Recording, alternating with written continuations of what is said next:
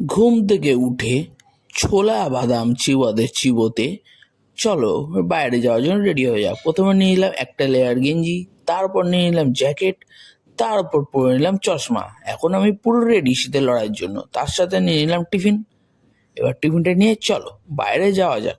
তো বাইরে প্রথমে চলে এলাম পাটুলিতে, পাটুলির হিমু রেসেল, ওই হিমু রেসেলের এখানে দাঁড়িয়ে আছি। তারপরে চলে এলাম সোজা ব্যাংকে।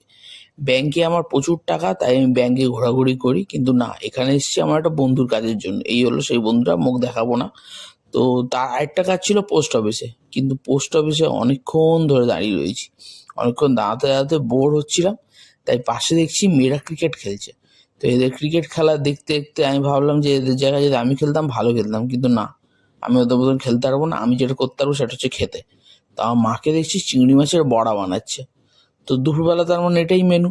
তাহলে আমি এখন স্নান করতে যাই, তারপরে এসে খাবো। বাই।